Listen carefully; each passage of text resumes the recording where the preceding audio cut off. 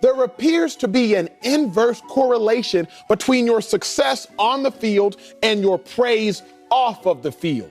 Now, could Sha'Carri Richardson be falling victim of the infamous Madden curse? Find out today on this episode of Break It Down.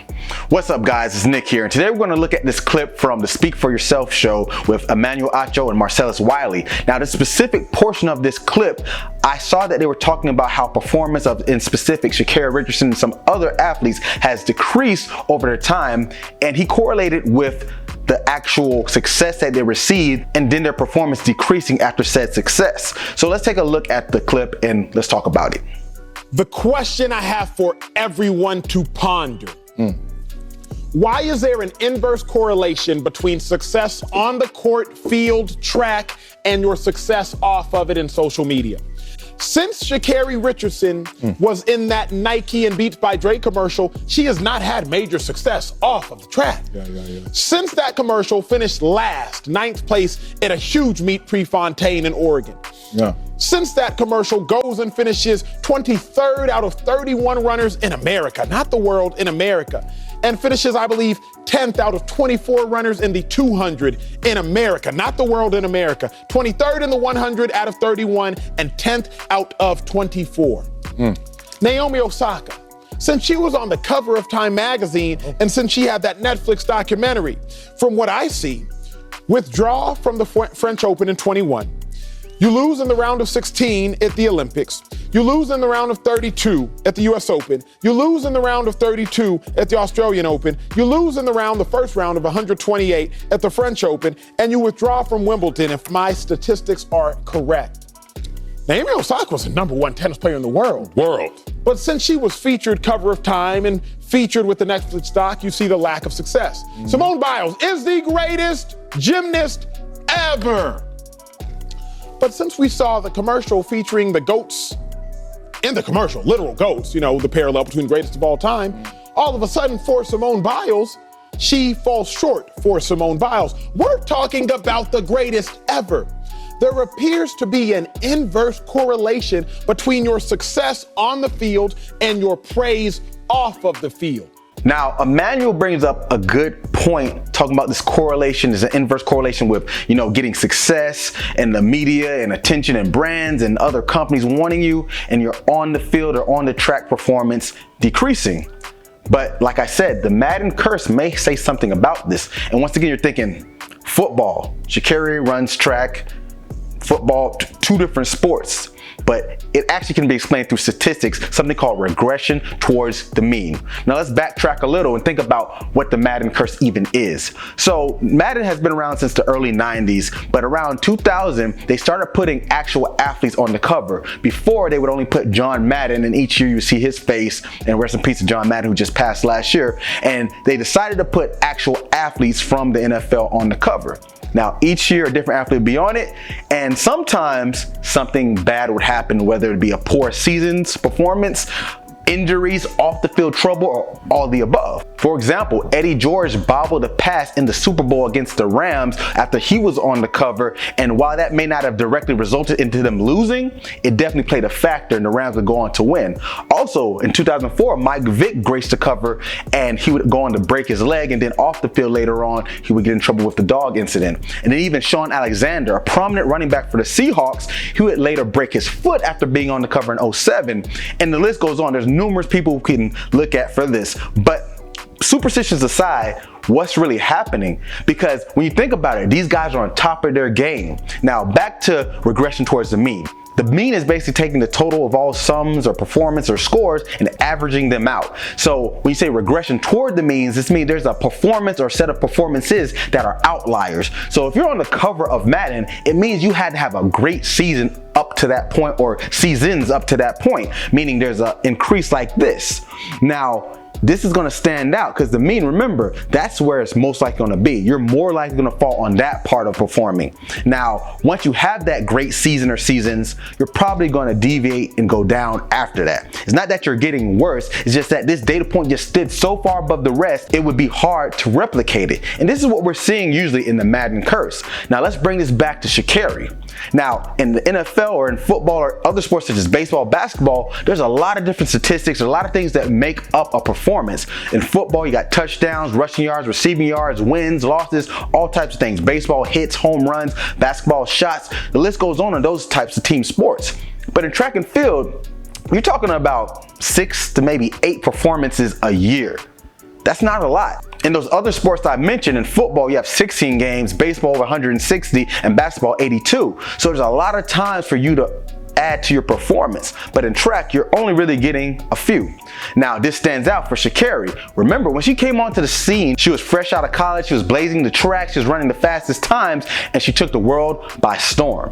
People started knowing who she was, some more people started watching track, so all eyes were on her. But the thing was, up until that point, this was her best performance. So it's not even necessarily she was positioned to lose from there or go down. It's just that at that point, she was at her peak. And especially with a sport like track, in the 100-meter dash and 200-meter dash, you're talking about 10 to 11 seconds at best, and then 21, 22 seconds at best in the 200. It's not a lot of chances to increase that performance, and you're talking about months at a time in between each performance. Not to mention, she missed out on the Summer Olympics because of the altercation with her using marijuana. But the thing is, going back to the curse, she's just regressing. He said, oh, she was on the Nike commercials, she's getting all this attention. Now her face is everywhere. She's not getting worse because she's getting attention. Like you said, it's a correlation. So if you understand correlation, this means it occurs in conjunction, parallel to the occurrence, not because of the occurrence. Meaning she's not going down because she was more famous. She's going down because at that point, the fame is paralleling the decrease in what she already performed as.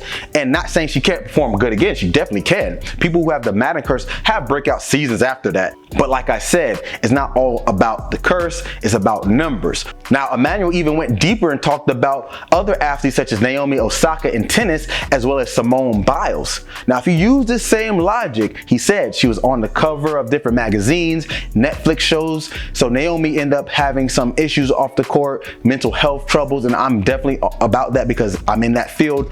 But you can see that was the pinnacle once again, and she just regressed. So it's not necessarily she's getting worse, it's just that this was the high point, and everything after that will be the mean or the average. And with Simone Biles, with the GOATs, she is the greatest of all time. There's no question about that. But it's like, how many times can you replicate such a top tier performance? Because if you replicated that top tier performance every time, that would be your average. But we can't have that. Average is what occurs more frequently. That means if I was to randomly do a performance, this is the score I'm most likely going to get. So you can see how this all ties in and correlates, and Emmanuel might be onto something. So let's check out the rest of the clip. I saw one world record fall at U.S. Championships yesterday. I was there. I spent the weekend in Eugene, Oregon, because I'm a true track fan. I saw one world record fall. It was on the 400-meter hurdles by a woman named Sydney McLaughlin. I believe a 22-year-old black woman named Sydney McLaughlin. The reason I state her age and her color, her race, is because Simone Biles, Sha'Carri, Richardson, Naomi Osaka, they all fall into this same demographic. 24 and below, black woman. I saw one world record fall, Sydney McLaughlin. Sydney McLaughlin, don't be on social media. A little bit, but not like that. Okay, I hear you. Sydney ran a world record and didn't even post about it. So when I think of it, I agree. Her bad. I agree. I agree. I'm listening. Runs a world record and doesn't post about it. Her bad. I agree. But then I would say, is it her bad? Because based upon the inverse correlation between praise and publicity and success, maybe Sydney's the one that has it figured out. Because what it appears based upon my limited sample size of the Sydney McLaughlins, the Giannis Antetokounmpos, it is hard to maintain being the best in the world while simultaneously being the best at branding. It appears you have to pick one. It appears based on track success, Sha'Carri has made the wrong choice. Now, based off the track success, Sha'Carri's made the right choice. But based off track success, she's made the wrong. Now, this next clip kind of plays off of what he said about the regression towards the mean and performance falling off after they get more notoriety or attention.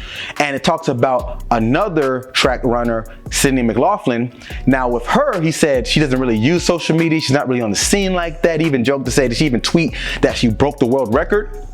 But there might be something to that. Now, there has been studies that have shown that more media attention can negatively impact an athlete. And that's probably no surprise. That's a lot of pressure, a lot of stress to deal with and to be under.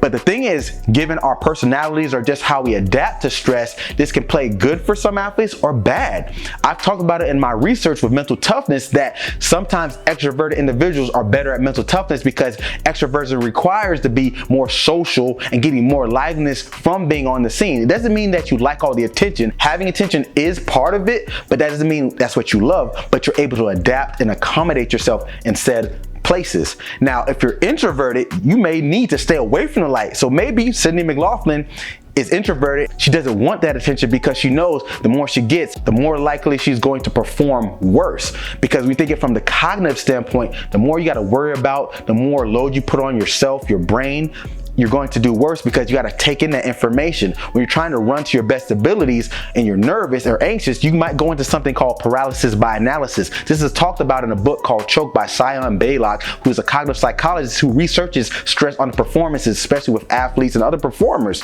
Now, the thing is, when this happens, you revert back to a lesser trained state. So think about when you learn a new motor skill like riding a bike.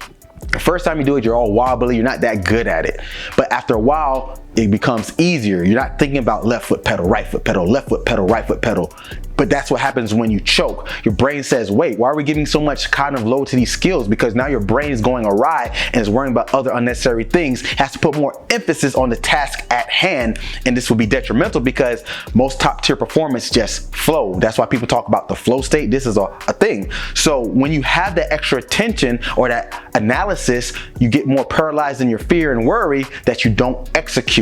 Now, going back to Sydney McLaughlin, like I said, this is a speculation, but if she is more introverted, it might be best for her to stay away from that because she still can be mentally tough, but it's that she knows where she needs to be extroverted, which is on the track running versus in the media and other social settings. So when you think about all this, this might be why, like Emmanuel said, she's able to execute and she stays out of the limelight, while the other three he mentioned, Naomi Osaka, Simone Biles, and Sha'Carri Richardson, have maybe faltered because it is a lot. I've never been to that magnitude as an athlete or a performer, but it's definitely a lot even at my level. I can only imagine when it's the pros. I work with a lot of pro athletes and I see what they deal with. It's not easy. So I definitely can understand that extra cognitive load, the extra worry, anxiety can play a factor. So with that being said, take into consideration, this is a quick tip. If you want to be able to deal with the stressors of your performance, you can't get rid of them. Make sure you know what they are, and if it's too much and it's external things going on, try to cut those out because you don't have to use social media.